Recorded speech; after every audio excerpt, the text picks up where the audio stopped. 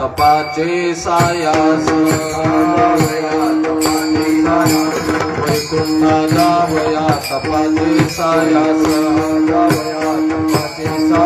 लागी जीवानाश करणे बहु लागी जीवानाश करणे बहु लागी जीवानाश करणे बहु दया पुंडलिके केला उपकार पुंडलिके केला उपकार दया पुंडलिके केला उपकार दया पुंडलिके केला उपकार एडावया भार प्रकलिता एडावया भार प्रकलिता एडावया भार प्रकलिता मने सोई गेली पाय वाट मने केली सोई पाय वाट मने सोई गेली पाय वाट मने सोई गेली पाय वाट पंढरी वैकुंठ भूमी पंढरी वैकुंठ भूमी पंढरी वैकुंठ दया पुंडलिके केला उपकार दया पुंडलिके केला उपकार दया पुंडलिके केला उपकार दया पुंडलिके केला उपकार एडावया भार प्रकलिता जीवानाश करणे एडावया भार प्रकलिता विठोबार घुमाई तारी तारी बघा विठोबार घुमाई विठोबार घुमाई विठोबार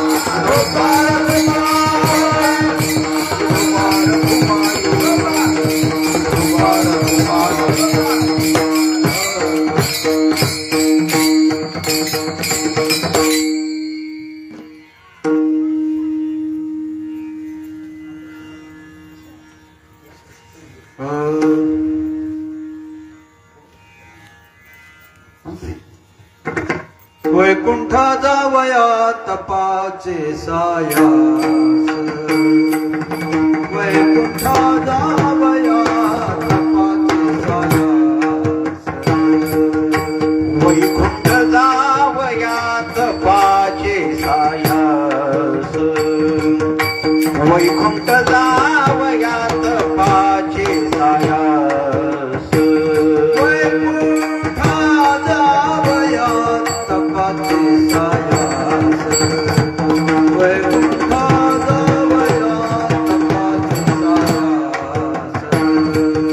वैकुंठा जावया तपाचे सायास वैकुंठा जावया तपाचे सायास लागे जीवानाश करणे बहु लागे जीवानाश करणे बहु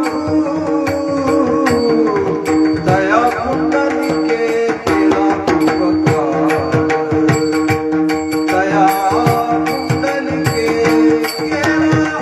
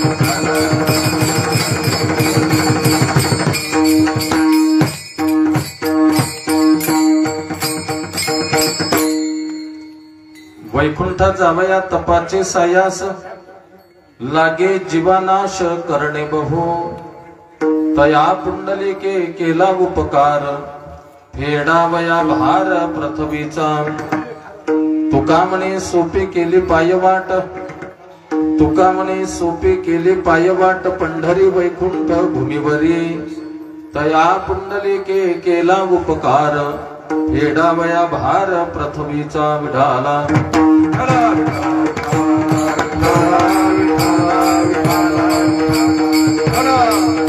आकाशात पतितंतोयम यथा गच्छति सागरम सर्वदेव नमस्कारं केशवं प्रति गच्छति वसुदेव सुतं देवं कंस चानूरमर्दनं देवकी परमानन्दं कृष्णं वन्दे जगद्गुरु जन्माद्यस्य यतोऽन्वयादितरतश्वरते स्वविघ्नस्वराट् तेने ब्रह्महृदाय आदिकवये मुह्यन्ति यत्सूरया तेजो वारिमृदां यथा विनिमयो यत्र त्रिसर्गो मृषा धाम्ना स्वेन सदा निरस्तकुहकं सत्यं परं धीमहि योऽन्तप्रविश्य मम वाचमिमां प्रसुप्ताम् सञ्जीवयत्यखिल शक्तिधरस्वधाम्नाम् अन्यां च हस्तचरणश्रवणत्वगादीन् प्राणान्नमो भगवते पुरुषाय तुभ्यम् पांडुरंगा प्रथम नमन दुसरे चरण संतांची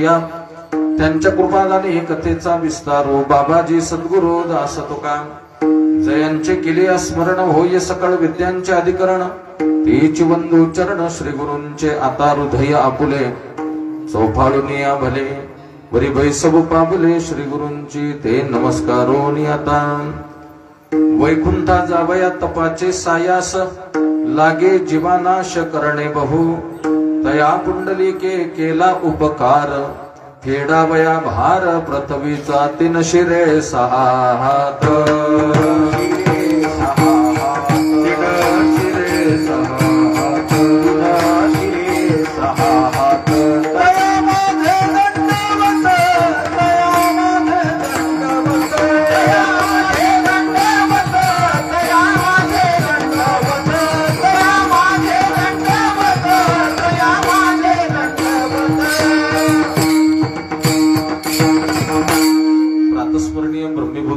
श्री संत मोतीराम महाराज परमपूज्य प्रातस्मरणीय श्री गुरु माझे बाबा धुंडेराज शास्त्री पालमकर या महापुरुषांच्या चरणी प्रणाम करून आदरणीय परमपूज्य परमश्रद्धेय गोविंद देवगिरी महाराज यांच्याही चरणी नतमस्तक करून उपस्थित सर्व गुणीजन श्रोते मंडळी गावकरी मंडळी समस्त भावी भक्त मंडळी आपल्या सर्वांच्या उपस्थितीमध्ये प्रतिवर्षाप्रमाणे याही वर्षी आयोजित केलेल्या अखंड हरिनाम सप्ताह श्रीमद भागवत कथा ज्ञानयज्ञ सोहळ्याच्या आजच्या कीर्तन प्रसंगासाठी आपण सर्वजण उपस्थित आहोत. सहजयोग दत्त मंदिर तथा श्री गुरु संत मोतीराम महाराज यांचं मंदिर या पवित्र मंदिर परिसरामध्ये आयोजित केलेल्या कीर्तन सेवेच्या अनुषंगाने चिंतनासाठी घेतलेला अभंग संत सम्राट जगमान्य जगद्गुरु महाराष्ट्र भूषण श्री संत तुकोबाराय यांचा सगळ्यांच्या पाठांतरातला 3 चरणाचा अभंग सेवेसाठी घेतला. विडाला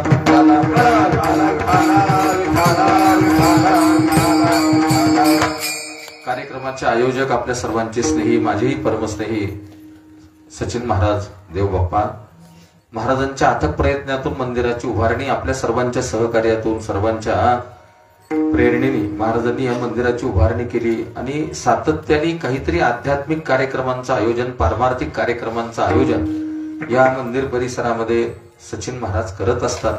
त्यांना तुम्ही समस्त ग्रामस्थ मंडळी गावकरी मंडळी भावी भक्त मंडळी आपण सहकार्य करता मंडळींनो म्हणून ह्या सगळ्या गोष्टी होतात आणि प्रतिवर्षीचा हा कार्यक्रम यावर्षी थोडा पुढे ढकलण्यात आला धावपळीमुळे त्यांच्या नियोजनामुळे कळाला का तरीही सुद्धा या सुंदर कार्यक्रमाचं नियोजन सचिन महाराजांनी केलं त्याबद्दल व्यक्तिशः त्यांना धन्यवाद देतो. आणि भागवत कथा ज्ञानयज्ञ हरिकीर्तन अन्नदान या माध्यमातून या 7 दिवसामध्ये तुम्हाला आम्हाला आनंद घ्यायचा आहे. ज्यांच्या आपण पवित्र वाणीतून कथाश्रवण करतात परमश्रद्धेय आदरणीय भगीरथजी महाराज सारस्वत महाराजही स्वतः उपस्थित आहेत. विशेषत्वाने आज आपल्या सर्वांच्या उपस्थितीमध्ये विशेष उपस्थिती माझे परममित्र महाराष्ट्रभर ज्यांचं नाव लौकिक आहे. जुने आम्ही सहकारी मित्र आहोत. भागवताचार्य मृदंगाचार्य गायनाचार्य जेवढं काही आपल्याला विशेषण लावता येतात आमच्या भरत महाराजांना तेवढे लावायला कमी पडतात ते कळालं का. त्यामुळं मलाही आनंद वाटला. मला सचिन महाराजांचा फोन आला. मलाच थोडा यायला उशीर झाला. उमरग्यामध्ये कथा तिकडे चालू आहे महाराज उमरगा त्यामुळे लांबचा प्रवास आहे. जेवत नाही मी बाहेर सगळ्यांना माहिती घरी आज अक्षय तृतीया असल्यामुळे कथा करून घरी यावं लागलं आणि यायला थोडा 15-20 मिनिट उशीर झाला. आपल्या सर्व गावकरी सगळ्यांची नाव घेत बसत नाहीत. सर्व गुणीजन भजनी मंडळी श्रोते मंडळी माता भगिनी सर्वांच्या चरणावर प्रणाम करतो. माझ्या कीर्तनाचे यजमान माझे परममित्र आणि सरपंच आदरणीय अजयजी देशमुख आजच्या कीर्तनाचे यजमान आहेत. खरं तर आमचे ते हे वाचे आहेत ते कळलं का. त्यामुळं छान वाटलं मला. आपण सर्वांनी सहकार्य करून या कार्यक्रमामध्ये आनंद आणि सहभाग घेतला. पुनश्च एकदा आपल्या सर्वांना धन्यवाद देतो. विडाला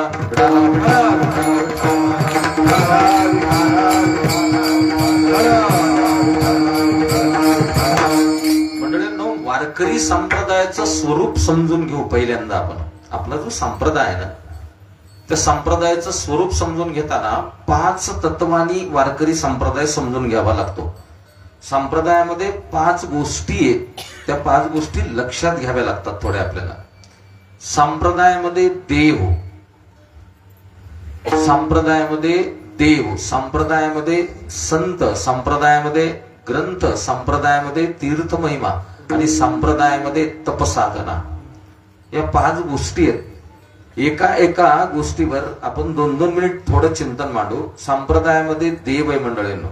आपला संप्रदाय एकाच देवाची भक्ती करायला सांगतो आपल्याला. आणि नाहीतरी वेदांत शास्त्र असं सांगतं एको अहम, देव एकच आहे. त्याला तुम्हाला राम म्हणायचंय म्हणा, कृष्ण म्हणायचंय म्हणा, शंकर म्हणायचंय म्हणा, दत्तात्रय प्रभू म्हणायचंय म्हणा, पांडुरंग म्हणायचंय म्हणा, काय म्हणायचं ते म्हणा तुम्ही, पण एको अहम, देव एकच आहे. बघा आदरणीय महाराज आहेत, भागवताचा जो प्रथम स्कंद पहिला अध्याय पहिला श्लोक आहे ना, व्यासाने भगवंताला प्रणाम केला आणि भागवत लिहायला प्रारंभ केला.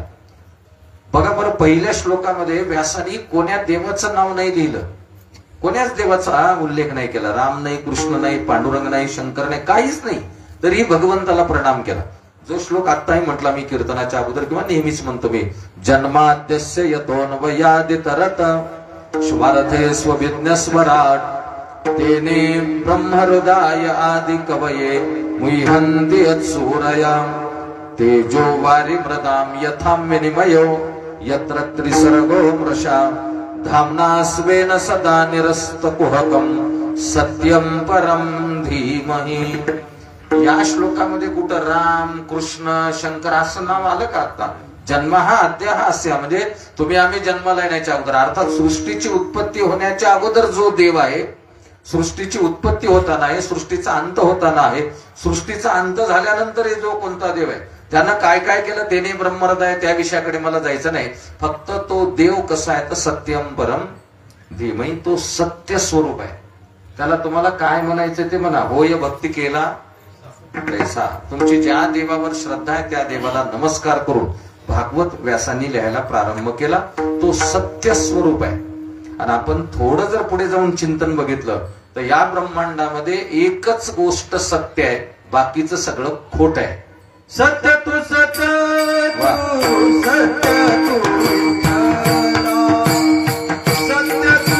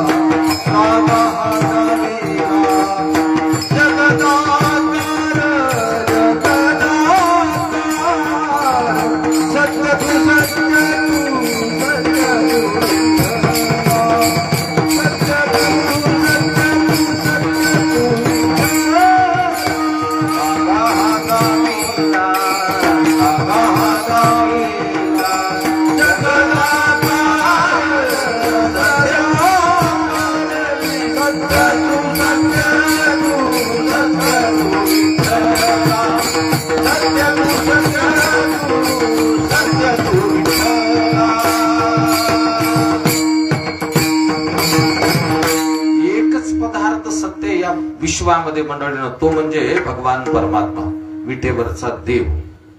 बाकी सगळं खोट आहे. मग आता वारकरी म्हणून घेणाऱ्यांनी त्या देवाची भक्ती करायची. त्याच्या पुढे जाऊन वाक्य बोलतो, जर आपल्याला पंढरपूरच्या वारीला जायचं असेल तर घरून थैली उचलायची, पंढरपूरला जायचं, पंढरपूरमध्ये 4-2 दिवस राहायचं आणि नीट घरी यायचं. जाताना 10-12 देव करायचे, येताना 10-12 देव करायचे, लोकांना सांगायचं पंढरपूरची वारी करतो म्हणून. आपण जर वारकरी आहोत ना तर घरून थैली उचलायची, नीट पंढरपूरला जायचं. पंढरपूरमध्ये काय 4-8 दिवस राहायचं ते राहायचं, घरी यायचं. मग लोकांना सांगायला जमते की आमच्या घरी 25 वर्ष झालं पंढरपूरची वारी म्हणून. जाताना 10-12 देव करतात, येताना 10-12 देव करतात, 1215 करतात, 1317 करतात, आणि पुन्हा पाहुण्या रावण्याला लोकांना सांगतात आमच्याकडे पंढरपूरची वारी म्हणून. कळायला नाही बोल ना. मी तरी कमी बोलतो, ह्याच्यापेक्षा जगद्गुरु तुकोबराय जास्त बोलतात पुढे. संप्रदाय समजून घ्या ना मंडळींनो. तुकाराम महाराज म्हणतात दुसऱ्या देवाची स्तुती सुद्धा करायची नाही. बघा, अनेकांची स्तुती, आम्हा ब्रह्महत्या एका वाचुनी त्या पांडुरंगा. म्हणजे इतकं आपल्याला संप्रदायामध्ये लक्षात आणून दिले, देव एकच आहे मंडळींनो. चला पुढे. संत, आपल्या संप्रदायामध्ये संतांची मांदियाळी आहे. असे काही एक दोनच संत नाहीत की त्या दोन संतांनी सांगितलंय तेवढंच आपल्याला ऐकायचंय, कळालं का? असं नाही. आपल्याकडे आतापर्यंतची धरा सगळी संत मंडळी, मोतीराम महाराजापर्यंत, मारुती महाराजापर्यंत, गोकळीकर बाबापर्यंत, आतापर्यंतची सगळी संत मंडळी धरा. अनेक संतांनी आपल्याला उपदेश केला.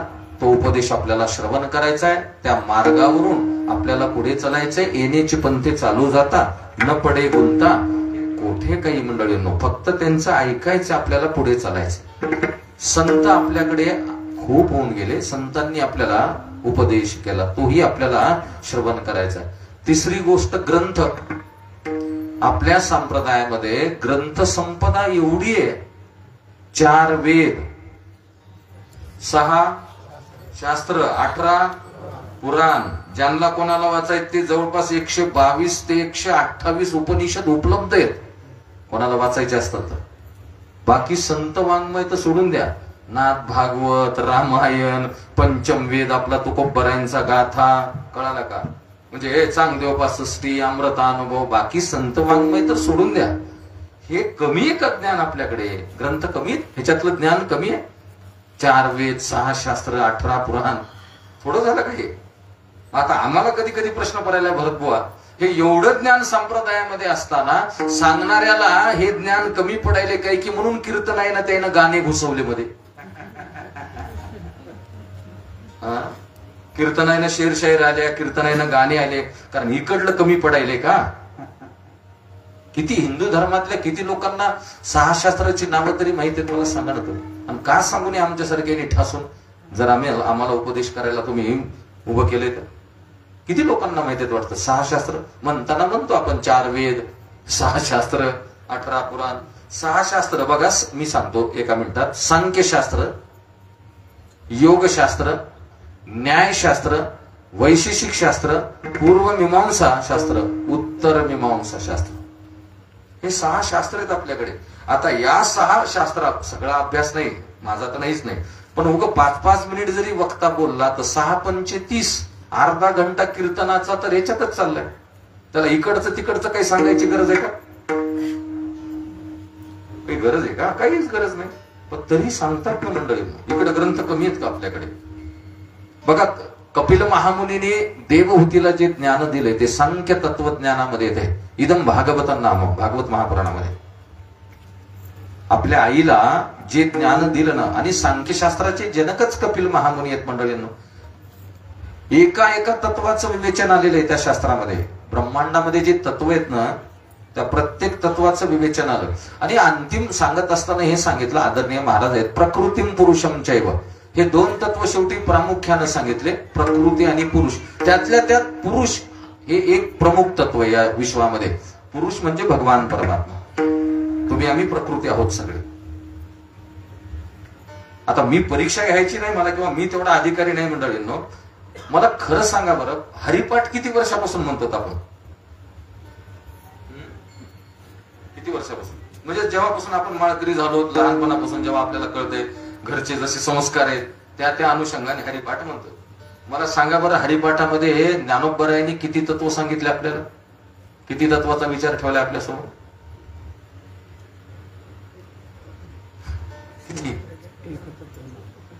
7, 5, 3 दशकांचा मेळा, 7, 5, 3 दशकांचा मेळा, 7, 5, 3 दशकांचा मेळा, 7, 5, 3 दशकांचा मेळा. एक तत्त्वज्ञान विहारी, एक तत्त्वज्ञान विहारी, हरिमुखे म्हणा, हरिमुखे म्हणा, हरिमुखे म्हणा, हरिमुखे म्हणा. एक तत्त्वज्ञान विहारी, एक तत्त्वज्ञान विहारी, हरिमुखे म्हणा, हरिमुखे म्हणा, हरिमुखे म्हणा, हरिमुखे म्हणा. बघा, ज्ञानोबर आपल्याला एवढे तत्व सांगायले. 7, 5, 3 दशकांचा मेळा. आता मला सांगा बरं, कोणते 7 तत्व? कोणते? 5 कोणते? 3 कोणते? 10 कोणते? कोणाला माहित आहे? म्हणा 7 5 3 दशकाचा मेळा सुरू आपलं, आणि त्याची गरजही वाटत नाही आपल्याला नेमके कोणते तत्व आहेत काय नाही. बरोबर आहे, म्हणा हरिपाठ 7 5 3. बघा, याच्यापेक्षा संत एकनाथ महाराज जास्त सांगतात. आपल्या वारकरी संप्रदायामध्ये त्यातल्या त्यात मोतीराम महाराजांची जी परंपरा आहे ना, त्यामध्ये दुपारती भजनाला दोन्ही हरिपाठ म्हणण्याची पद्धत आहे.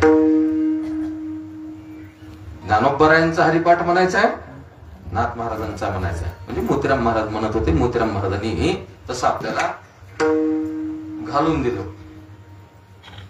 एकनाथ महाराज ज्ञानोबरायापेक्षा आणखी आकडा जास्त सांगतात. कधी विचार केला आपण या तत्वाचा? ते सगळे तत्व कोणते कोणते सांख्यशास्त्रामध्ये सांगितले. आठवते का प्रमाण? बघा, 36 तत्वाचा मूळ हरी, 36 तत्वाचा मूळ हरी, 36 तत्वाचा मूळ हरी, 36 तत्वाचा मूळ हरी, 1 3 5 मेळा पंचविसाचा, 1 3 5 मेळा पंचविसाचा, 1 3 5 मेळा पंचविसाचा, 1 3 5 मेळा पंचविसाचा, 36 तत्वाचा मूळ हरी, 36 तत्वाचा मूळ हरी, 36 तत्वाचा मूळ हरी, 36 तत्वाचा मूळ हरी. कोणते 36 तत्व? आता आकडा वाढला ना आता. म्हणजे हे जे सगळे तत्व आहेत, मला त्याच्यावर विवेचन करत बसायचं नाही. हे जे सगळे तत्व आहेत ना, हे सांख्य तत्वज्ञानामध्ये, सांख्यशास्त्रामध्ये आले मंडळींनो. नाथ महाराज नाथ भागवतामध्ये एक ओवी आपल्यासाठी लिहितात. ज्याचे निमते जैसे ज्ञान, तो करी तैसे तत्व व्याख्यान, या हेतू बोलती ब्रह्मन सत्य जान उद्धवा. ज्याची जशी बुद्धी आहे ना, तशी या सगळ्या तत्वावर तो माणूस काय करेल, तो व्यक्ती काय करेल, विवेचना करेल. आपली बुद्धी तेवढी, आपल्याला तेवढंच कळतं, तेवढंच आपण सांगू. म्हणजे 6 शास्त्रामध्ये हे सांख्यशास्त्र मंडळींनो. योगशास्त्र, योग चित्तवृत्ती निरोधा. हा वारकरी संप्रदायामध्ये काही ग्रंथ परंपरा कमी आहे का? ग्रंथ संपदा कमी आहे का? न्यायशास्त्र आहे, वेगवेगळे निर्णय सांगितले. पिता पुत्रम न गंतव्यम, निर्णय सांगतो. गंतव्यम न भ्रातरद्वयम, नव स्त्रिया न गंतव्यम, गंतव्यम न ब्राह्मणत्रया. एखादं नवीन काम सुरू करायचं आपल्या घरामध्ये, निर्णय असा आपल्याकडे की वडिलांना मुलांनी त्या कामासाठी पहिल्यांदा घरातून एकत्र बाहेर पडायचं नाही, काम मार्गी लागणार नाही. एखादं जर नवीन काम आपल्या कुटुंबामध्ये सुरू करायचंय आणि त्या कामासाठी पहिल्यांदाच म्हणजे प्लॉट घ्यायचा आपल्याला, समजा आता परळीमध्ये, आणि प्लॉट बघायला जायचंय, तर मुलांनी वडिलांनी पहिल्यांदा सोबत एकत्र जायचं नाही. पिता पुत्रम न गंतव्यम. मग जायचं कोणा? गंतव्यम भ्रातरद्वयम, 2 सख्या भावानी जायचं. असे जे वेगवेगळे निर्णय आहेत हे आपल्याकडे शास्त्रामध्ये आले. वैशेषिक शास्त्र आहे, विशेष काही गोष्टी सांगितल्यात आपल्याला त्याच्यामध्ये. पूर्वमीमांसामध्ये छोट्या छोट्या गोष्टी सांगितल्या. आमचे बाबा म्हणायचे, ज्याला पूर्वमीमांसा कळत नाही त्याला उत्तर मीमांसा काय कळते? छोट्या छोट्या गोष्टी कळत नाहीत ना. पूर्वमीमांसेमध्ये असं आपल्याला खूप फायदेशीर सगळं सांगून टाकलंय. हे 6 शास्त्र आहेत आपल्याकडे, इतकं ग्रंथसंपदा आपल्याकडे. बघा, जेवण झालेल्या ताटलीमध्ये माणसांना हात धुणे, मांडी घालून हात धुणे, मांडी घालून एका हाताने आरती घेऊ नये. कळत नाही माणसांना. जेवण झाले की लगेच तिथंच हात धुवायचा ताटलीमध्ये. उठता येत नाही का? 2 पाऊल उठून हात धुता येत नाही? आणि पाहुणे आल्यावर तर बघायचंच काम नाही. सरपंच आपल्या घरी पाहुणे बैठकीमध्ये, त्यांना जेवायला वाढलेलं असतं आणि त्यांचं जेवण झाल्यावर भाऊ मधून घरातून कोणीतरी एक पोरगा आणखी टोपलं घेऊन येते. कशाला? तुम्ही धुता बसल्या बसल्या. म्हणजे तुम्ही नाही बरं का? हा, सगळ्याला बोलतो मी आहे त्याच्यामध्ये. आपण ते टोपल्यामध्ये बसल्या बसल्या हात उठता येत नाही आपल्याला. अरे बसल्या बसल्या हात धुऊ नये मांडी घालून, जेवण झालेल्या ताटलीत हात धुऊ नये. त्याच्यापेक्षा माता भगिनींना आणखी पुढचं आहे. पुन्हा आणखी कोणतरी घरातून झाडू नाही तर फडा आणतंय आणि जेवताना त्यांच्या तोंडातून जे खरकट खाली पडलंय ना ते झाडून झाडलं जात आहे. झाडू लक्ष्मी आहे ना, कळत नाही. फडा झाडू काय तुम्ही मानता की नाही लक्ष्मी? मग खरकट झाडायचं का त्याने? क्रियता अंग साध्या साध्या गोष्टी कळत नाही. परमार्थ फार लांबचा आहे, मोठा आहे पुढे.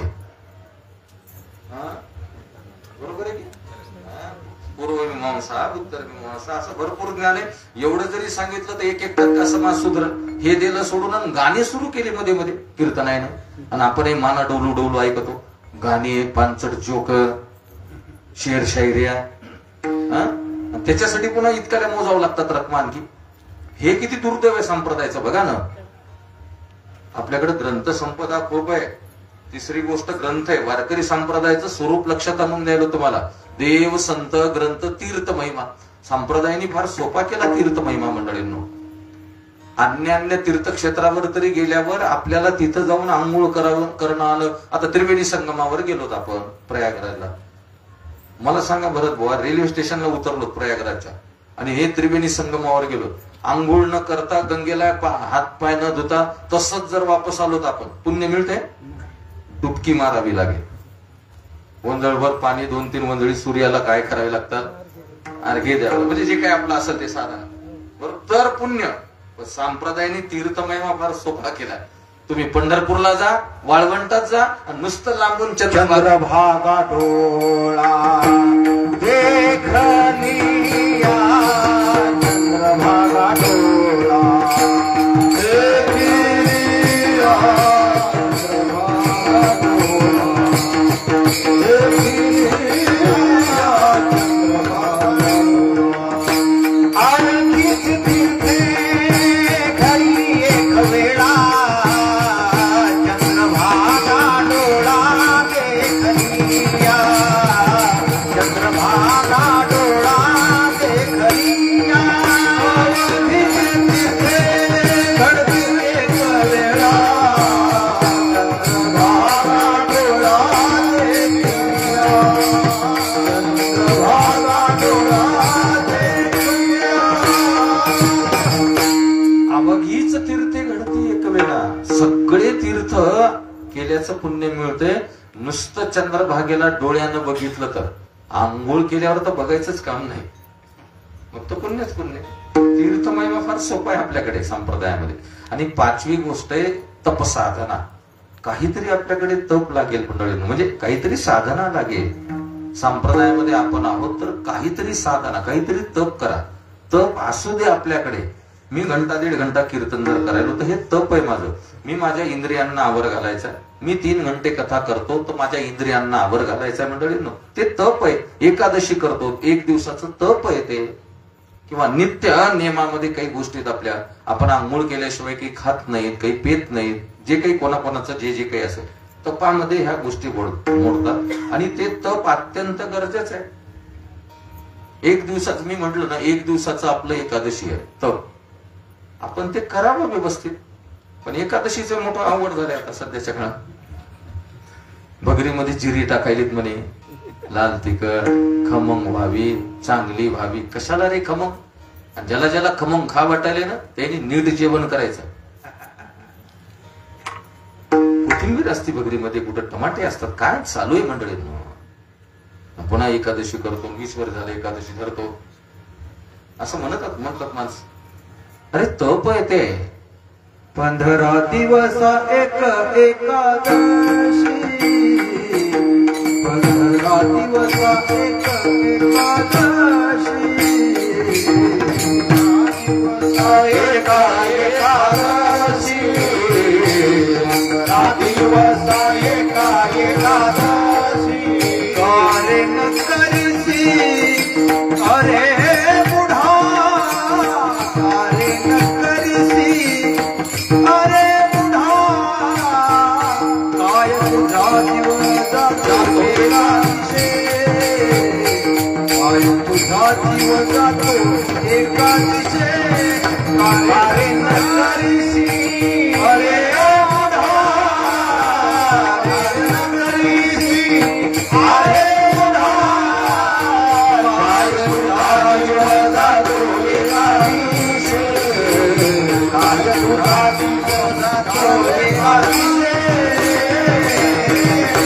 महाराजांचा मोठा कोड उपदेश आहे. कार्य न करीशी अरे मुळा.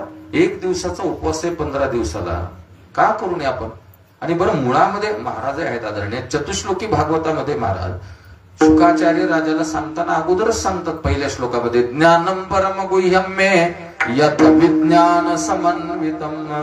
अरे हे विज्ञानाशी संबंधित आहे. अगोदरच विज्ञान आहे तेच सांगते ना आपल्याला. 15 दिवसातून एकदा जरा प्रकृतीला आराम द्या ना, म्हणजे काही खाऊ नका तुम्ही. आपण त्याला एकादशी म्हणतो. शुकदेव तेच सांगतात. हे सगळं ज्ञान विज्ञानाशी संबंधित आहे. Science is the second branch. विज्ञान ही दुसरी शाखा आहे, ज्ञान ही पहिली शाखा आहे. त्याही एकादशीला आपण तपासारखं थोडं केलं तर काय फरक पडते? करत नाहीत ना माणसं. तसं तर आपल्याला सांगितलं दशमीच्या दिवशी 10 गोष्टी वर्ज्य करायच्या, एकादशीच्या दिवशी 11 गोष्टी वर्ज्य करायच्या, द्वादशीच्या दिवशी 12 गोष्टी वर्ज्य करायच्या, मग एकादशी, मग तो दिवस. आदल्या दिवशी दशमीच्या काही गोष्टी घेऊ नका तुम्ही, टाळा. कांसम मांसम मसुरांच चनकात कोद्रकम स्तताः शाकम मधुपरानंच पुनर्भोजन मैथुने दशम्याम दशवस्तूने वरजयेत वैष्णव सदा. वारकरी म्हणून घेणाऱ्याने या 10 गोष्टी वर्ज्य कराव्यात. उद्या एकादशी म्हणजे कांसम मांसम मसुरांचं, काचच्या भांड्यातलं काचच्या ग्लासातला कोणता पदार्थ खायचा नाही आदल्या दिवशी. आईस्क्रीम नाही, कोणतं काही नाही. त्याच्याबद्दल बोलायचं नाही. नॉनव्हेज बद्दल कंसम मांसम मसुरांचं, मसुरीची डाळ खायची नाही. चनकात हरभरे खायचे नाही. कोद्रक म्हणजे अद्रक नाही, कोद्रक म्हणजे गोबी. संस्कृत मध्ये गोबीला कोद्रक म्हणतात. गोबीची भाजी खायची नाही. शाकम, शाकम म्हणजे पालेभाज्या कोणत्याच खायच्या नाही दशमीच्या दिवशी. चुकान, मेथीन, चंकुरान, पालकन. शाकम मधू, मध खायचा नाही. परानंच, दुसऱ्याच्या घरी जेवायचं नाही. पण सप्त्याची पंगत असली तर सोडायचं नाही. नाही, हे सांगावं लागेल ना आता. का तर कोणी जायचं नाही ना. महाराज म्हणले दुसऱ्याच्या घरी जेवायचं नाही. सप्त्यामध्ये दशमी आल्यावर आणि त्यानं पंगत केल्यावर मग स्वयंपाक वाया जाईल ना त्याचा. बरोबर आहे. म्हणण्याचा उद्देश हा आहे, मुद्दामहून कोणाच्या घरी दशमी तिथीला जेवण करायला जायचं नाही, असा त्याचा अर्थ आहे. सप्त्यातला प्रसाद असेल पंक्तीचा तर घ्यायला हरकत नाही. शाकम मधुपरानंच पुनर्भोजन मैथुने. आपल्याच घरी 2दा जेवण करायचं नाही. स्त्री सोबत संग करायचा नाही. अशा काही गोष्टी दशमीला टाळायच्यात. आणि मग व्रत एकादशी करीन. एकादशी दिवशी पुन्हा 11 गोष्टी आल्या. द्यूतम क्रीडांच निद्रांच तांबूलम दंत धावनम परापवाद पैशल्यम स्तेयम हिंसाम ततारतिम स्पर्श स्पर्श मासुरे. या सगळ्या गोष्टी एकादशी आमच्या बरोबर. हे तप आहे ना मंडळींनो एकादशी. पण आपण ते सुद्धा करत नाहीत मंडळींनो. बरं, तप करायचे कशासाठी? तपाचं अंतिम ध्येय काय मला सांगा बरं. संप्रदायामध्ये तपाला महत्व आहे. तपाचं अंतिम ध्येय वैकुंठ आहे. विडाला विडाला विडाला विडाला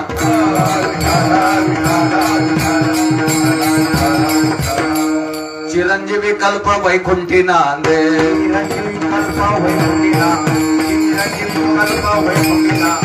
तपाचे सामर्थ्य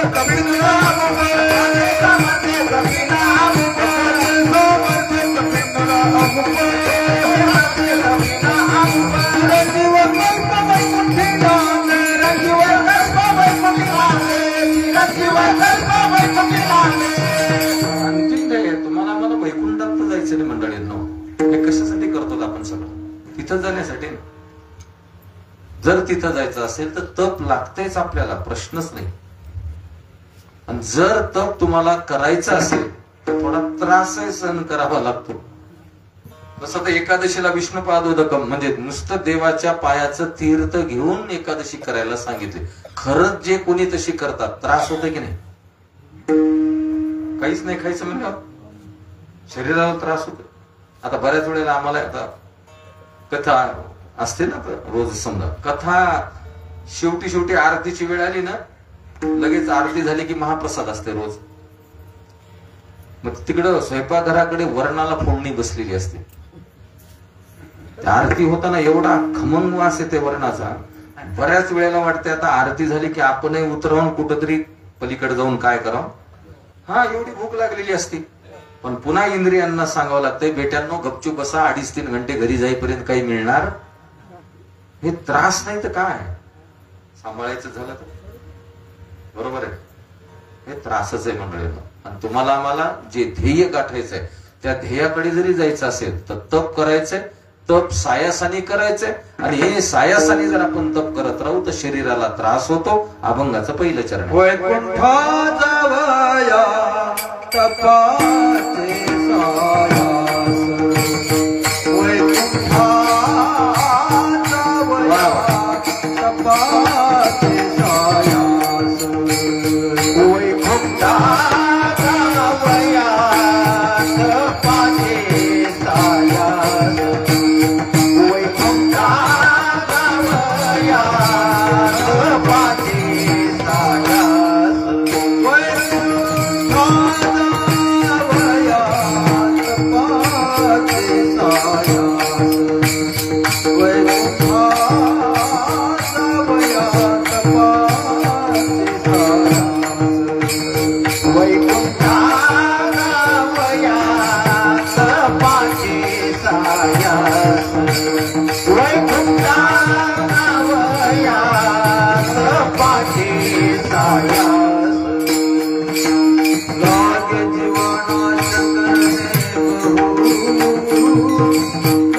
जीवाना शंकर देव,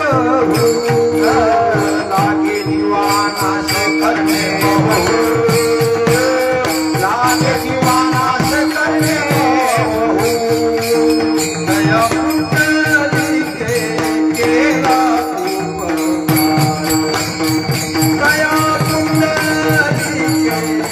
केला उपकार, दया कुंडली के केला उपकार, दया कुंडली के केला उपकार, वैकुंठा जावया तपाचे सायास, करणे लागे नाश जीव प्रभु, लागे जीवाना शंकर देव, वैकुंठा जावया तपाचे सायास, लागे जीवाना शंकर देव, लागे जीवाना शंकर देव.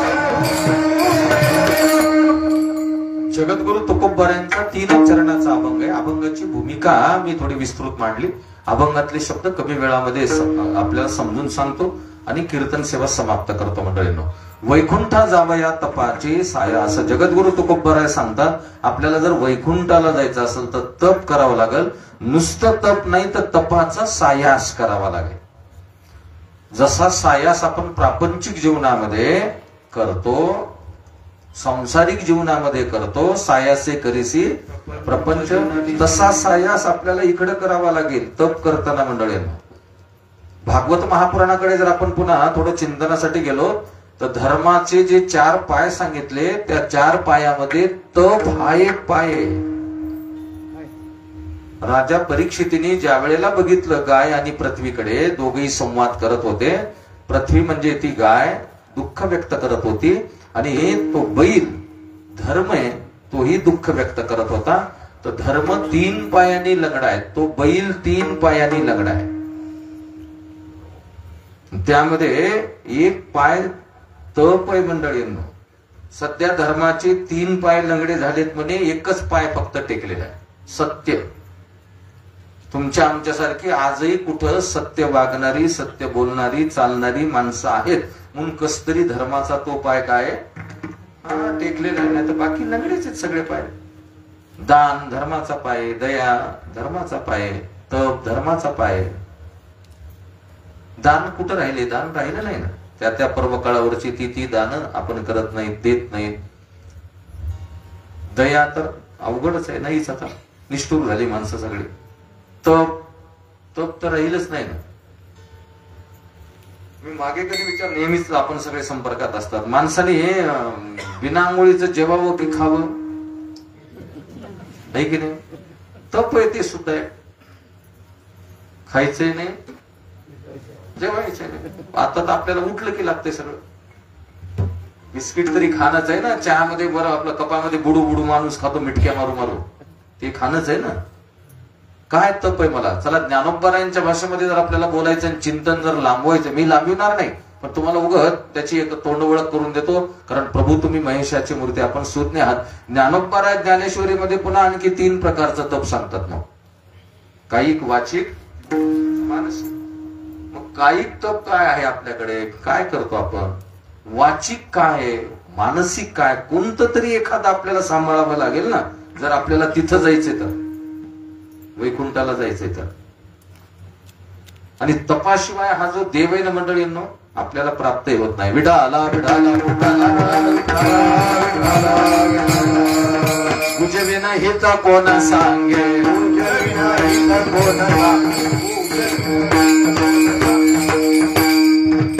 विना दैवत धिगल विना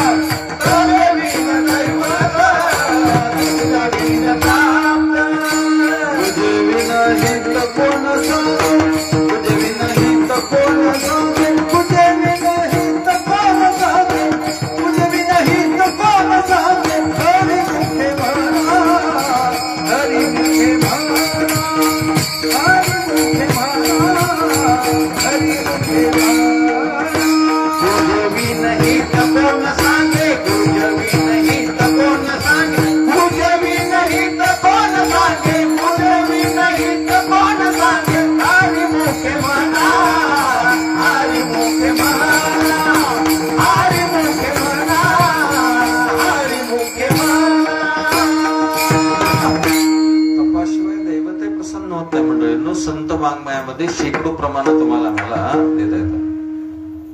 धुंडा महाराजांचं एक चिंतन सांगतो. जर आपल्याला तप करायचं नाही, सायास होत नाही, वैकुंठाला तर जायचंय असं जर वाटत असेल तर महाराज म्हणायचे 3 गोष्टी तरी आपल्या जीवनात असू द्या. मग 3 गोष्टी तरी आपल्या जीवनात असू द्या. आपल्याकडे धर्माचरण असू द्या, धर्माने सांगितले तसं आचरण करा. आपल्याकडं सात्विक आहार असू द्या आणि आपण गुरु कृपेतलं ज्ञान आत्मसात करा. वैकुंठ मिळतंय. विडाला विडाला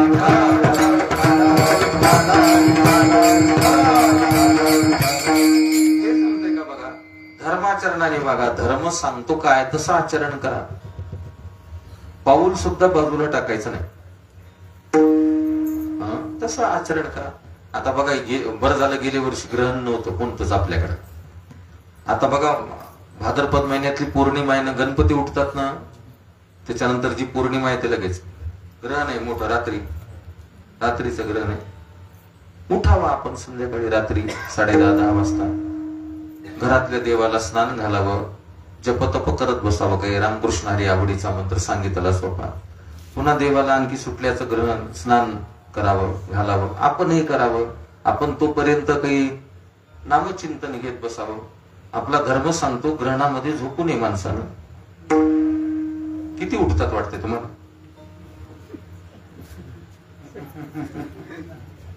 हा पंढरपूरला जातो, आषाढीची वारी करतो, पंढरपूरला कार्तिकीची वारी करतो, माऊलीच्या सोहळ्यामध्ये जातो, पण गावाकडे आल्यावर मात्र आपल्या मनाला वाटल तसं वागतो. ज्ञानोबरायांनी सांगितलं का? तुकाराम महाराज असं म्हटले का? वर्षातून 2दा येत जा बाबा आमच्याकडं, पण गावाकडे गेल्यावर कसंही वागत जा म्हणून.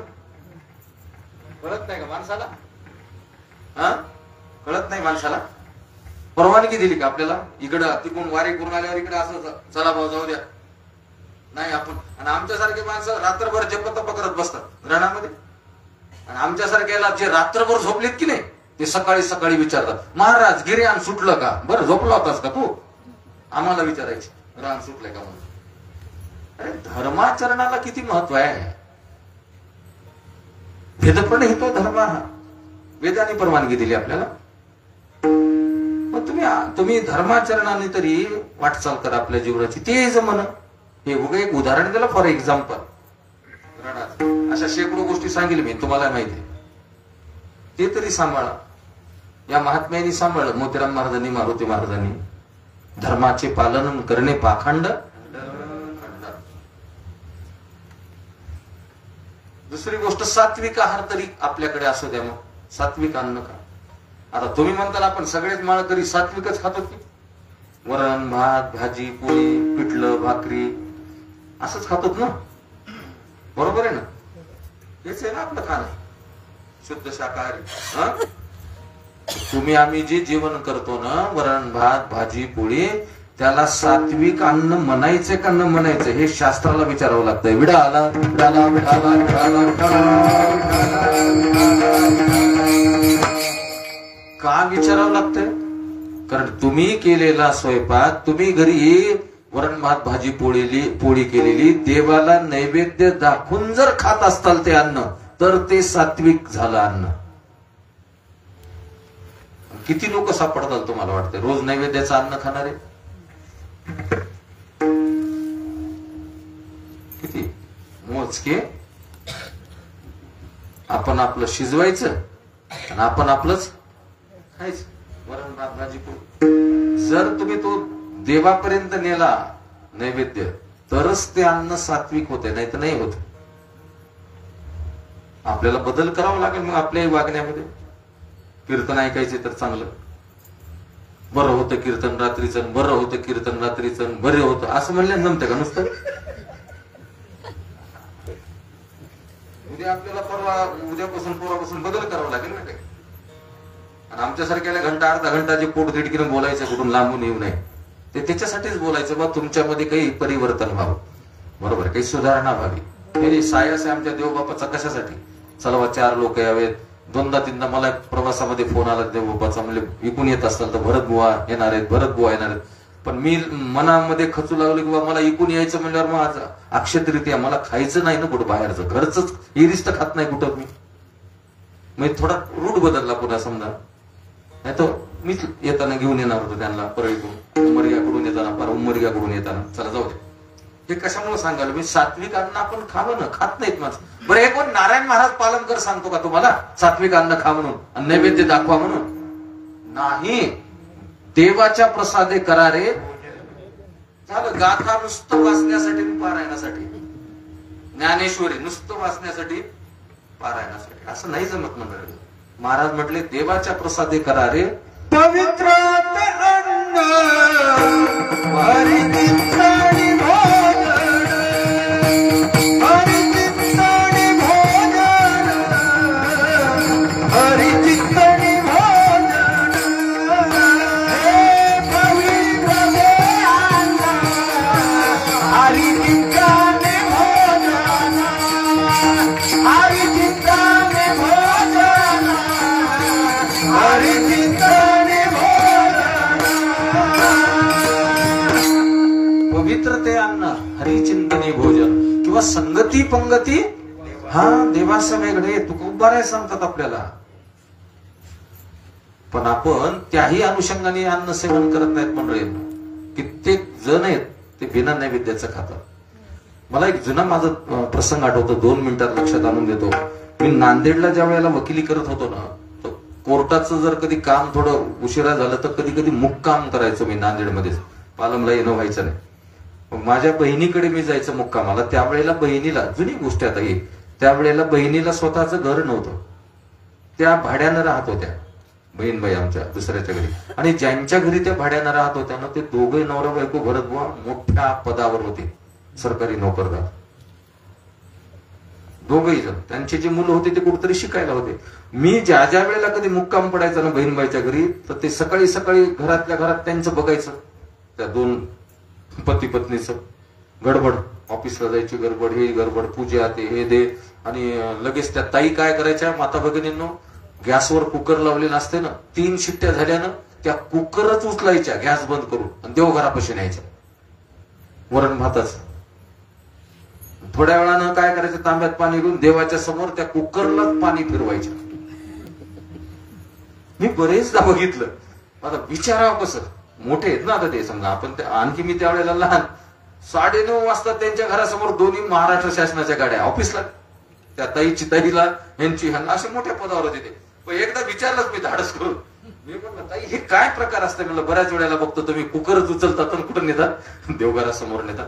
तर त्या मला सहज म्हणल्या महाराज म्हटल्या नैवेद्य दाखवायचा देवाला, वेळच नाही म्हणल्या. ते कुकरची शिट्टी व्हावी कवा, कुकर दबावं किंवा कुकर दबावं लागतंय ना म्हणे पुन्हा शिट्ट्या झाल्यावर हे एकदम त्याचं झाकण काढायला जमत नाही ना थटवायला लागलाय की नाही म्हणजे ते झाकण पडत तेवढा वेळच नाही म्हणल्या महाराज त्या डब्यातला वरण भात प्लेट मध्ये वाढणं देवघराकडे नेणं त्याच्यावर तूप टाकणं झाकण त्याच्यापेक्षा देवाला भाव कळते म्हणल्या कुकरच उचलत होत्या तिथं नेत मग शेवटी मी म्हंटल बा बरोबर आहे भाव बळे आखळे हे रवी तेवढं का होईना करावं तर लागेल ना आता निव्वळच देवाकडे काही अन्नच न्यायचं नाही आपलं नैवेद्यच दाखवायचं नाही म्हणल्यावर कसं जमल मी मागे कधी बोललो असेल दिवाळीतल्या चकल्या लाडू करंज्या शंकरपाळे देवाला का जावायला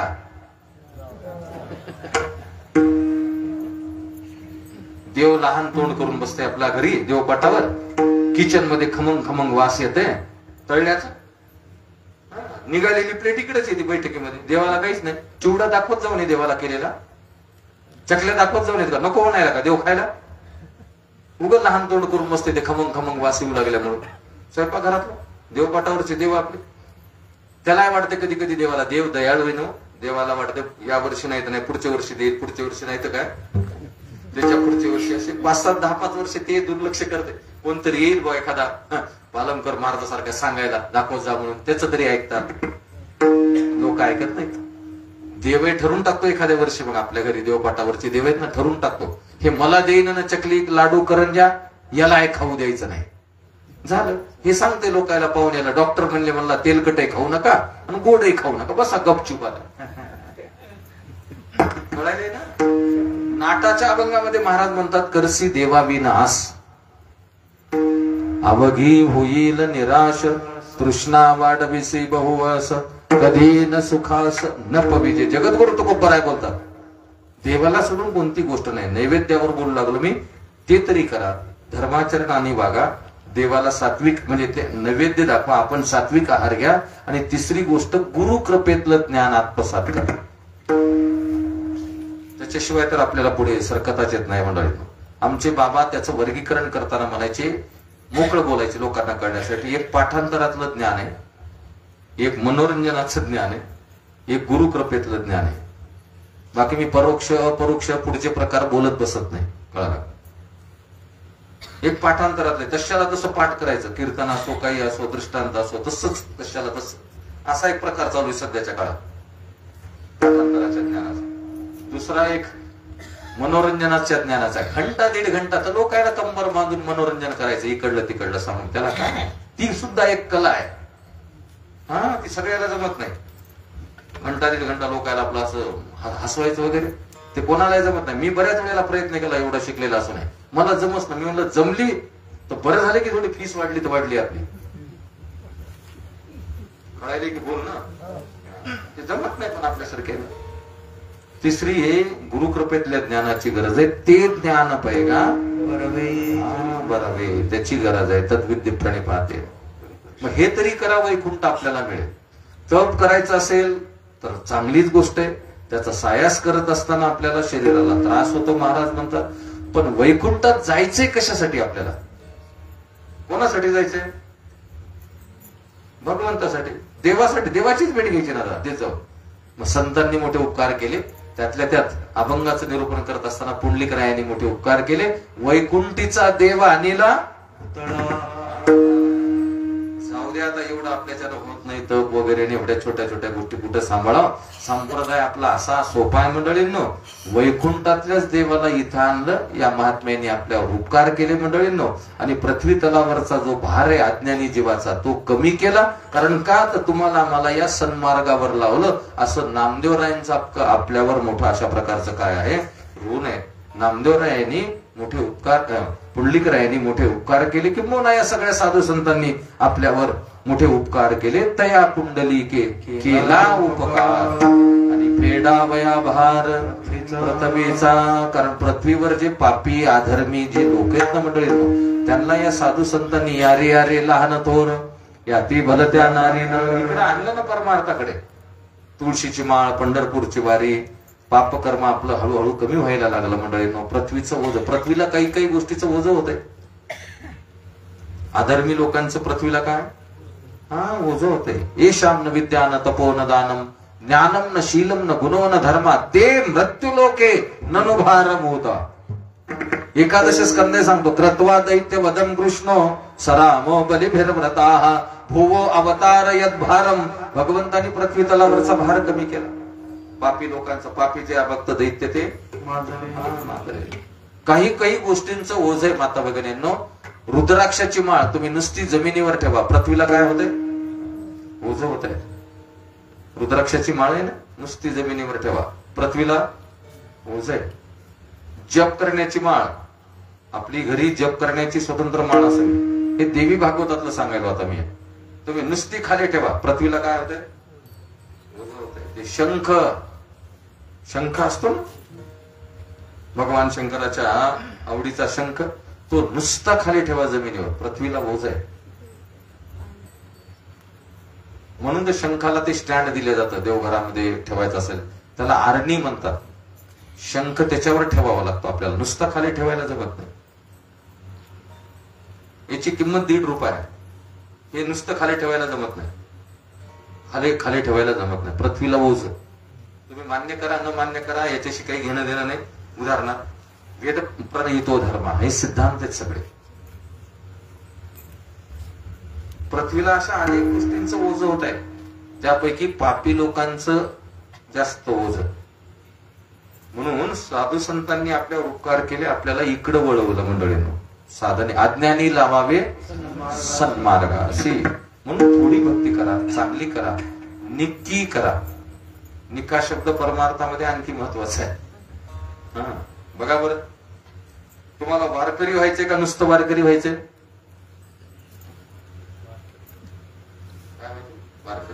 आपल्याला प्रश्न विचारला, वारकरी व्हायचंय का नुसतं वारकरी व्हायचंय? तर काय व्हायचंय? वारकरी व्हायचं. नुसतं कशाला व्हायचंय? वारकरी व्हायचंय. दुसरा प्रश्न तुम्हाला हे आहे, वारकरी व्हायचे का शुद्ध वारकरी व्हायचे? शुद्ध व्हायचं, बरोबर. आता तिसऱ्या प्रश्नाचं उत्तर द्या. शुद्ध वारकरी व्हायचे का निक्का वारकरी व्हायचे? शुद्ध मध्ये निक्का मध्ये काय फरक? शुद्ध मध्ये निक्का मध्ये मग काय फरक? वेगवेगळं आहे ना. हा, बरोबर आहे तुमचं उत्तर. म्हणूनच प्रश्न तयार झाला आहे. म्हणजे जो शुद्ध आहे तो निक्का असेलच असं काही नाही, पण जो निक्का असतो तो मात्र शुद्ध असतो. विडाला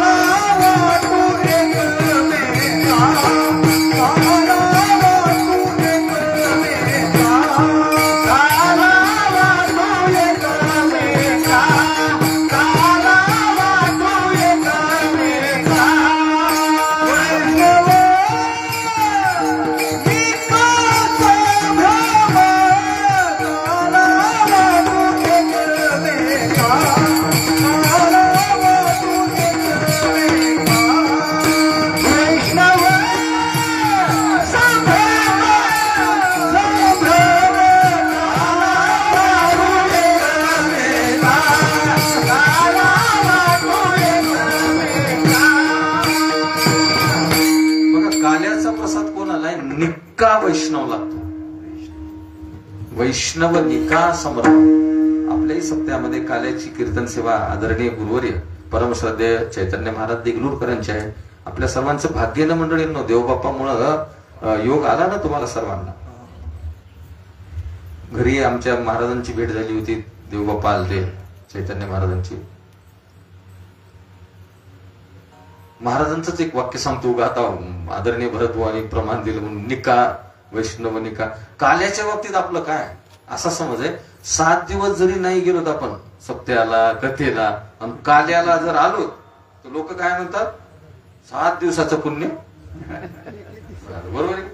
त्या गोकर्ण कथेचं तसंच म्हणतात महाराज, बरोबर आहे की नाही? सरस्वती महाराज म्हणजे आपण नाही समजा कथा जरी ऐकली 7 दिवस आणि गोकर्ण जर ऐकलं समजा 7व्या दिवशी, तर 7 दिवस ऐकल्याचं काय मिळालं म्हणे, कोणाला माहित काय, मला तर काही कळत नाही बाबा खेळ. म्हणजे जे रोज वेळ द्यायलेत भरत बुवा, जे यायले 3-3 घंटे 2-2 घंटेचे कथेला बसायलेत, त्यांचं फुकटच गेलं का मग त्यांनी 7व्या दिवशी यायचं आणि सगळ्यांनी कधी यायचं हो ते काल्याच्या दिवशी यायचं असं म्हणलं जमतंय का? तर महाराज त्याचं स्पष्टीकरण मोठं गोड देतात श्री गुरु चैतन्य महाराज म्हणतात जो 7ही दिवस हजर आहे, सत्संग करतो, किंबहुना कथेला आहे, कीर्तनाला आहे, सेवा आहे करतो, त्याला 7व्या दिवशी त्याच्या हातावर जो प्रसाद पडतो तो काल आहे. आणि जो 7ही दिवस फिरकला नाही आणि 8व्या दिवशीच काल्याच्या कीर्तनाला फक्त येऊन बसला समजा, त्याच्या हातावर जो पडतो त्याच्यात दहीन मुरमुरे आहेत फक्त. बरोबर आहे ना?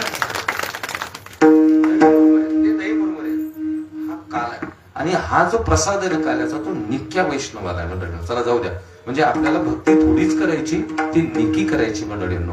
आणि निकी भक्ती केलेली देवाला आवडते. महात्मा सुद्धा निका भेटावा लागतो. आमच्यासारखे जे तुम्हाला दिसतात ना ते एरते ऐका मायाबद्ध, आम्ही मायेनं बद्ध झालेले आहोत. तोची संत साधू ओळखावा, शब्द काय आला पुन्हा? निका. एरते ऐका मायाबद्ध वासुदेव सर्वमिते समहात्मा सुदुर्लभ. तसे जे निके महात्मे ते दुर्लभ आहेत मंडळींनो. जयाचे प्रतितीचे आवाकारा पवाडू होय चराचरा, हा महात्मा धनुर्धरा दुर्लभो आधी. कळाला का? आणि याच महात्म्यांनी आपल्यावर उपकार केलेले, आपल्याला सन्मार्गाला लावलं, आपल्याला इकडं आणलं, पृथ्वीचं ओझं कमी केलं मंडळींनो. आणि वैकुंठीचा देव इथं आणून आपल्यासाठी ही परमार्थाची जी मर्यादा आहे ती शॉर्ट मध्ये केली. कुठं राहिलं तिकडं वैकुंठ, त्याच्यापेक्षा पंढरपूरवर. चला पंढरपूरला जाऊ. बरोबर आहे का? आपल्याला जवळच आहे ना. तू का म्हणे सोपी केली पाय वाट, पंढरी वैकुंठ भूमीवरी विडोबा.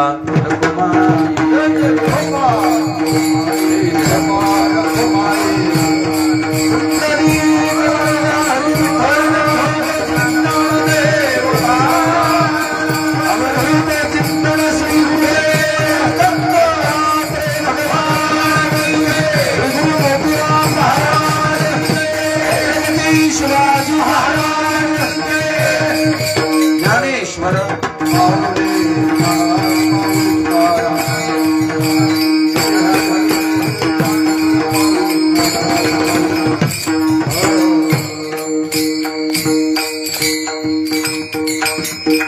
मंडळींनो 2 मिनिट बोलायचं मला, म्हणून बाकी विस्तार केला नाही. कीर्तन आणि कीर्तनातलं अभंगाचं निरूपण अल्पशा बुद्धीने करण्याचा प्रयत्न आहे. आपल्याला जेवढं योग्य वाटत असेल त्याचा स्वीकार करा. मी दुसरा विषय बोलायलो 2 मिनिटांमध्ये बोलतो. आता नीट आहे का?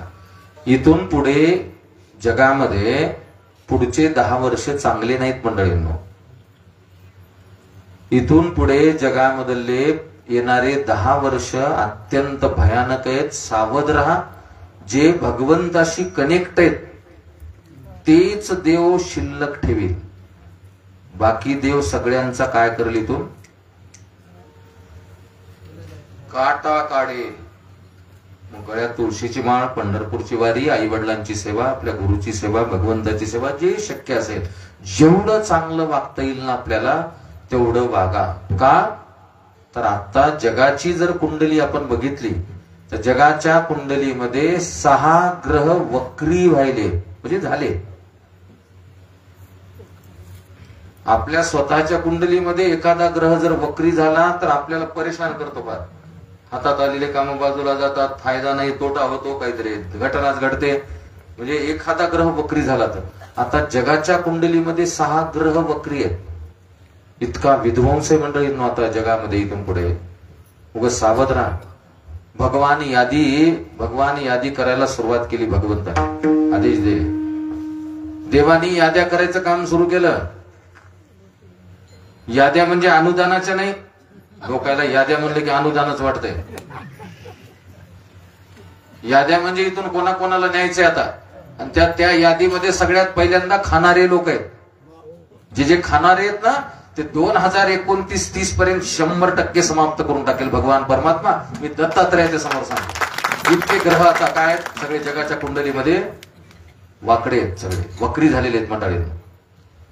त्यातल्या त्यात बृहस्पती नावाचा जो ग्रह आहे तो ऍस्ट्रॉलॉजिकल म्हणजे ज्योतिष्य शास्त्राच्या मतानुसार आपल्याही कुंडलीमध्ये असो का जगाच्याही कुंडलीमध्ये असो जीव संरक्षक ग्रह आहे तो भविष्यशास्त्राच्या दृष्टिकोनातून. म्हणजे तुमचं आमचं रक्षण करणारा ग्रह आहे कोणत्याही संकटामध्ये.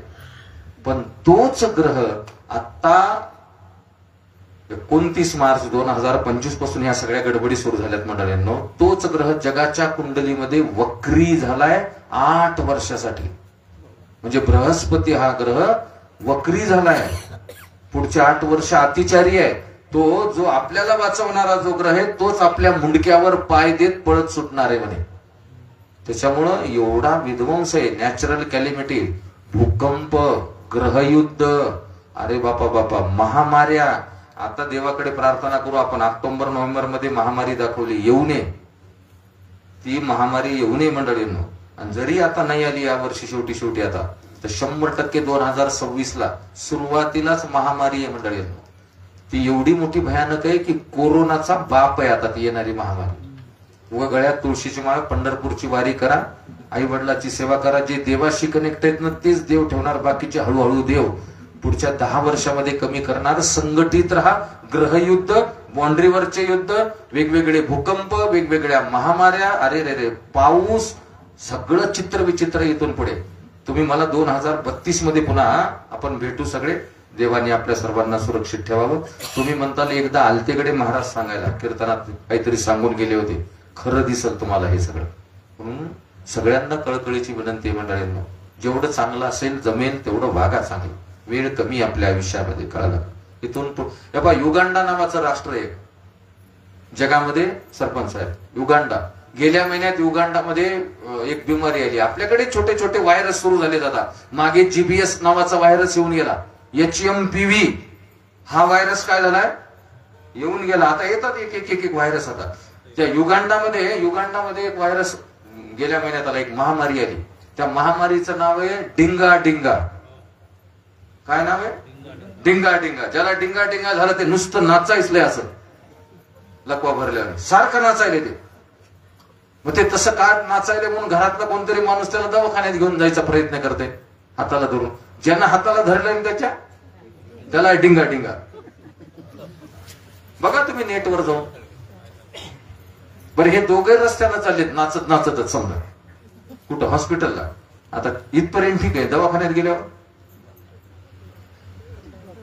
पेशंटला चेक तर करावं लागेल ना डॉक्टरला. डॉक्टरना हात लावला, डॉक्टरला डिंगा डिंगा. हे इतकं विचित्र आहे. आता तुम्हाला सांगतो, असल्या चित्र विचित्र महामारी आपल्याकडे आल्यावर अवघड आहे मंडळींनो. ह्या गोष्टी हसण्यावर नेऊ नका तुम्ही. येणारा काळ कठीण आहे, सावध राहा. आमच्या सारख्याचं काम आहे समाजाला जे कळतंय आम्हाला, जे आपणाशी ठावे ते इतराशी सांगावे. आपल्याला सांगणे कळकळीची विनंती आहे. जर आपल्या जवळचं कोणी आणखी वाईट मार्गावर असेल त्याला तर पटकन इकडे आणा, बस झालं म्हणा. आता जर त्याला थांबायचं असेल 2032 पर्यंत, जे 2029-30 मध्ये वाचलेत ना, ते देव 2032 मध्ये तर 100% काय करेल, हा संपूर्णच टाकणार. ते देवाला एवढा राग आलाय, या जगतामध्ये मुके पशु पक्षी, मुके जनावर भगवान म्हणतो मी निर्माण केले सृष्टीक्रमामध्ये, आणि यांना मारून जर हा माणूस स्वतःचं पोट भरायला, अगोदर या माणसाचा काटा काढू. आता देवाने असं स्वच्छता अभियान राबवायचं ठरवलेलं इथून पुढे. म्हणून सावध राहा. तन मन धनाने याही कार्यक्रमात सहभाग घ्या, याही ठिकाणी द्या, देणगी द्या. आपल्याला जे जमते ती सेवा करा मंडळींनो. हेच आपल्या सोबत येणार आहे पुण्य. आपल्या सर्वांच्या चरणी प्रणाम करतो. आमच्या सचिन देवबापाला धन्यवाद देतो.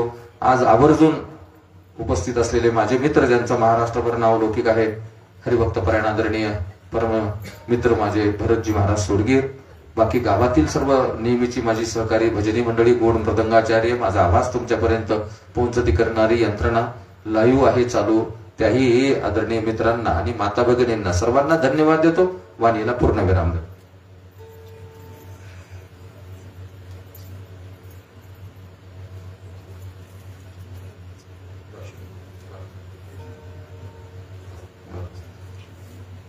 आपला संप्रदाय सनातन वैदिक धर्मावर चालतो मंडळींनो. आणि सनातन वैदिक धर्म जो आहे आपला, तो 1 जानेवारी पासून नाही होत सुरू, संवत्सरापासून सुरू होतो. चैत्र शुद्ध प्रतिपदा, गुढी पाडवा.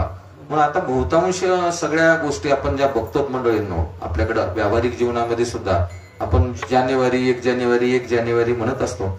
पण ही दिनदर्शिका आहे, ही दिनदर्शिका चैत्र शुद्ध प्रतिपदीपासून सुरू आहे मंडळींनो.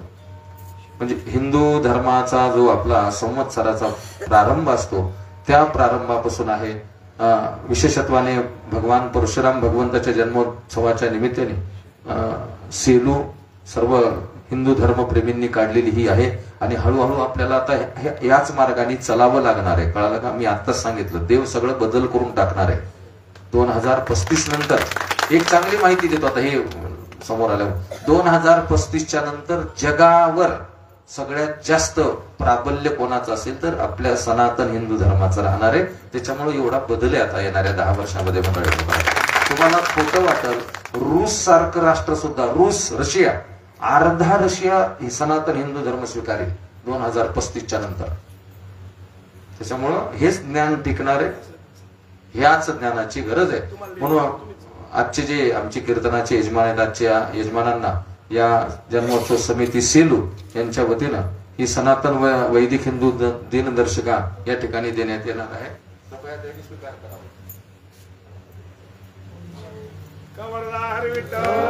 ज्ञानदेव धर्म की जय. विठ्ठल जय जय विठ्ठल जय. पुंडलिक वरदा हरित हरे बोले लेले पुढे वेडे वापुढे राजमा अपराध महाराज तुझे विचार अधिकार राजमा महाराज तुका मनीष